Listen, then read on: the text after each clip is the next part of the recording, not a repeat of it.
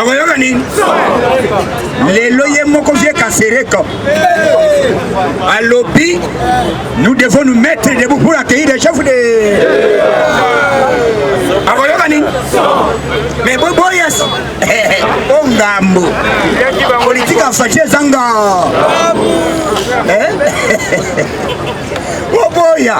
Oboya te fâché za chef de aussi longtemps ozoboya makambo ezokoma elo maka et puis ozokende bolo bandeko na ngai esengo na ngai ezali boye biso tozali wana te puisque tobetela bato oyo bayebe tobetela bango mambo mais toza na posa ya bato baprendre conscience ya peuple congolais puisque tozali en danger, le pays est en danger. Yango tosengi mutu nyonso alanda inyonini. Alanda inyonini. Lobi toyoki Léon Kengo Wando ndoke. Papa Kengo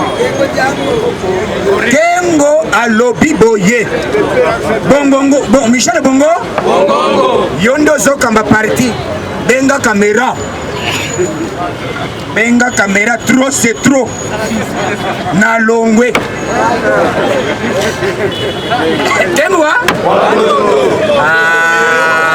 Fatime bakoyoka nini bakosala nini bakomesana bakosala nini kisalume oyoka discours a Fachi intellectuel puis na discours po oyoka Fachi alobi que j'ai été humilié malgré les humiliations nana humiliaki Fachi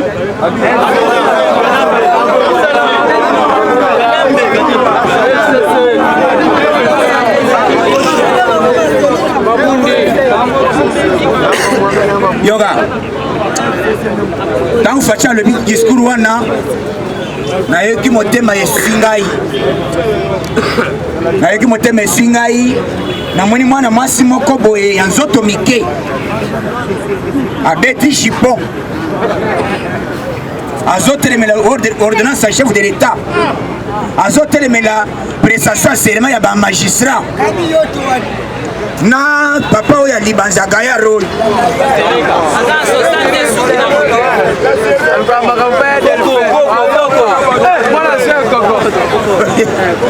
ezana eloko bazali kotyana suki idepesi viva oyebi bolu moko pesuki oyebi batyaka peñino sikoyo eza na eloko moko na super blue sikoyo na po basanola suki wana zobende libanzi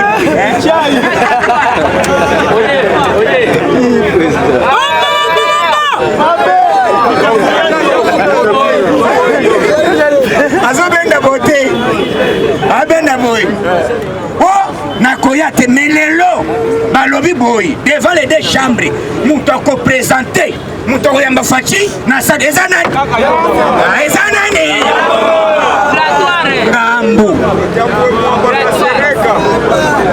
ngambo tambo wa mwamba wa Kasereka esi politique biso kaka esiko za wana tokotinda ye osala yango siko tokoyeba okotosa kinga kati tokotosa Fachi te Fachi alobi boye lokola ne esili il faut naloba nakoloba wapi devant les deux chambres nasala discours devant les deux chambres entre le Sénat et les parlementaires akomi mutu akosala koyamba ye d'une manière officielle eza tambwa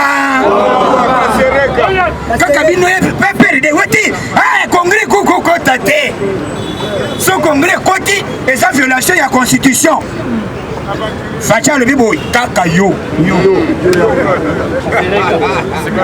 ndo kopresente ngai yo kala biloko ebomoma mbonde yango esi biloko ebumi mabunda ke ngai nakotosa te nakoya te mwana mwasi wana lelo azo regrete nini esala ye akende kozanga kotosa maloba ya Faci na mama tozoloba Jean Lucien Mbusa Michel Bongongo ya nani Kengo Wandondo tolongo tozwi ba ministre mususu ya mwasi oyo na Jean-Claude Baye na Gilles nani 24 députés Palou d'une manière officielle Palou ya mbutanani balobi boy Palou ezami balete eza moko eyebani eza na de bonhomme oyo nyonso eza kuna eza babiloko ya Kabila créa balobi tolongwe alime tokoti na union sacrée depuis mabunda kwei 48 heures après union sacrée tozo totalisé 308 députés beta maboko komata beta maboko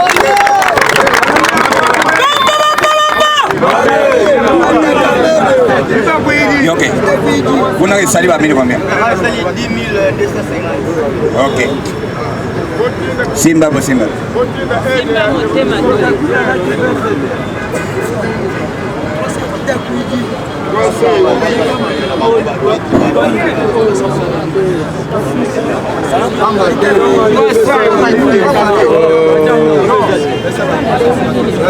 Salut combien?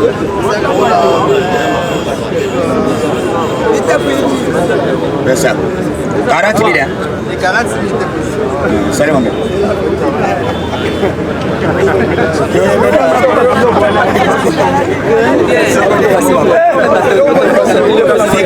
Tika pesa bango pesa bakeni mama Apali pasteur ala sika sasa image wana pasteur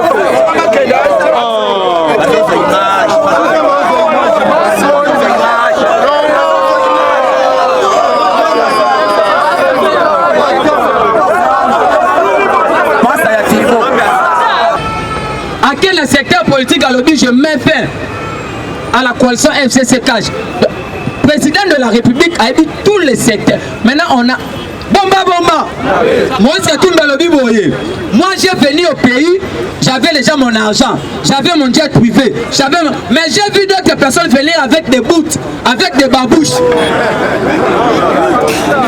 UDPS, viva la RFI. Moi je l'ai gagné l'argent jamais chez Kabila. Moi j'ai venu avec mon argent, mais j'ai vu d'autres personnes venir en botte, en babouche. Alors Félix n'a pas jamais, nous n'a pas trahi en Genève. Et puis les problèmes étaient quoi? J'avais quitté Kabila. Pourquoi? Parce que j'avais vu en Kabila. Non, c'est comme Mtambo que ça l'a quitté. Le mal maintenant avec les Congolais, c'est votre argent que Kabila a volé. Mais il est venu dans ce pays sans avoir même quoi rien. Maman Olive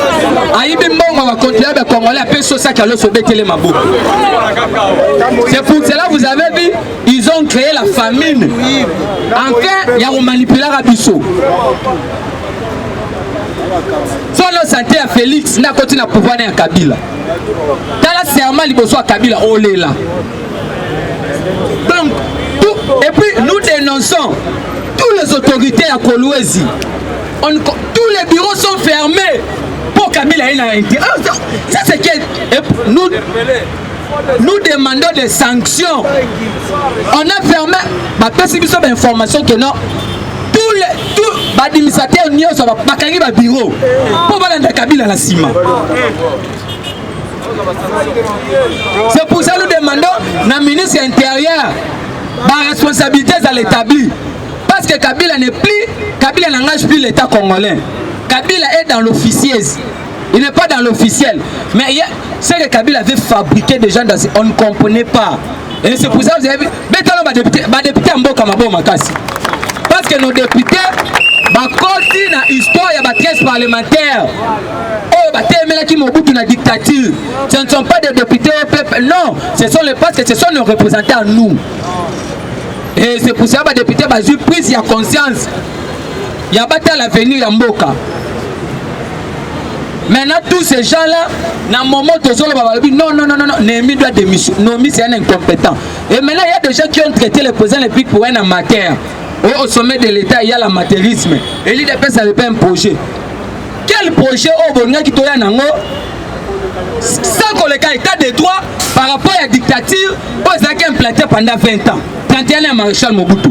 Parce qu'avant de venir avec un projet de société, il faut d'abord instaurer un état de droit. C'est par rapport à un état de droit, nous tous ensemble. Il y a un projet, au côté de la dictature, ils ont implanté.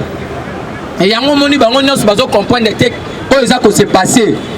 Parce que les députés ont eu conscience, Mboula, Palo allié, Thomas Lokondo, Jean-Charles Lokoto, Jean Lycée Moussa, l'ancien gouverneur équateur.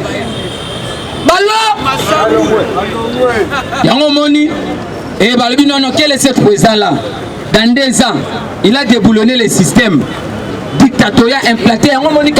D'abord, Kabila doit parler quoi? Parce que la mitao, Kabila, c'est un kanda ya Némi. Bomba. Balobi boye. Kabila ebisi mabunda nata momamba na so bino ate. Kuna pe tambo mwamba na mabunda balobi ono c'était Némi et Chadari ne bande ko benga sur le téléphone pour te bloquer par soit chef de l'État. Quand on peut Némi le bité exactement moment na mabunda ne ba créer crise interinstitutionnelle. Beta mabo makasi.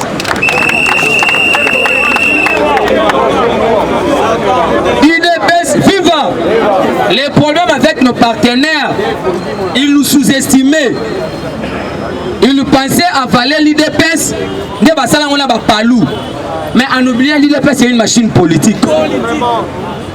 Et puis, vous avez affaire avec l'enfant de l'opposant historique. Bomba.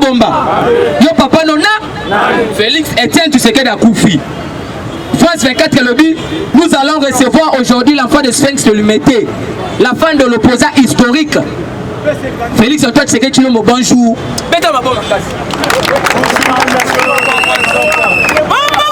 IDPS viva. Ah, Namatanga 2018-17, Maman Olangi, tu vas la première ministre, tous les officiers, on appelle le président des dynamiques de l'opposition Félix Antoine Tshisekedi Tshilombo de venir déposer sa gerbe de fleurs. Papa, Félix a déposé. Protocole à tel ainsi malbi Moutaro Koufa. Félix a kenena Batunyoso. Premier ministre. UDPS viva. C'est ça le pouvoir Babota Maranango. Martin Tia Kokoufa aux atta ministre. Bomba. Mousi na moussa lobi boye. Na le bate. A lobby en Genève. Vous allez quand un candidat m'a la face de Chada, Félix Antoine Tshisekedi Tshilombo. À lobby, Félix n'a pas trahi. Le problème était quoi?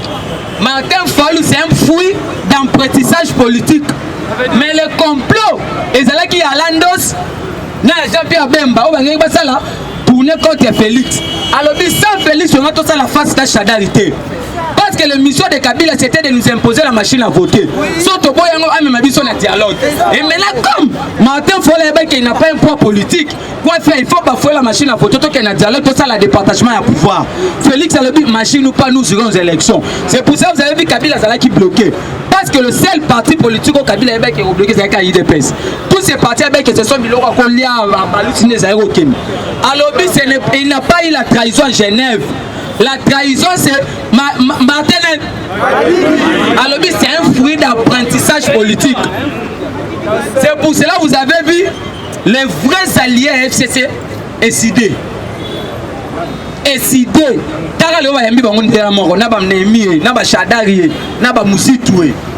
Parce que Bango Bazaki n'a pas ça dialogue. Dialogue n'a pas beaucoup. On a ko saboter mémoire, il y avait il y a un moment où nous à la soudée, tous à la derrière chef de l'État. Le mission avec Fachi, c'est de développer ces pays et de donner aux Congolais du travail et tout comme ça. Mais le président avoué que non, la coalition FCCK Choto Tchaki depuis 2019 et PC envoie la montée. Quoi faire? On a rempli la coalition désignée un informateur afin qu'on puisse avoir la majorité et plutôt que de libo. Tous à la serein, tous quand on a mon konzamboka, tous céder dans la manipulation parce qu'il y a d'autres gens qui peuvent se information. D'abord, je vais mettre ma bonne makasi.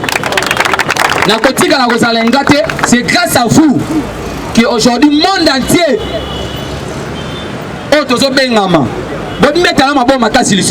parce que ça c'est le monde entier, partout dans le monde, aucun continent nous échappe. Oh le combo yo kanime tous à la serein to kanamana mokonza mboka et puis va passer des informations au niveau Europe que non il y a aussi des gens on a tout besoin qui en va tu me suis va utiliser le col là-bas fou oh va autres travailler na ba mindu que tout comme ça mais il y a un oh et ça qui a dénoncé et alors but comme ça message pas Jean-Marc Kaboul j'ai dit et je vous remercie.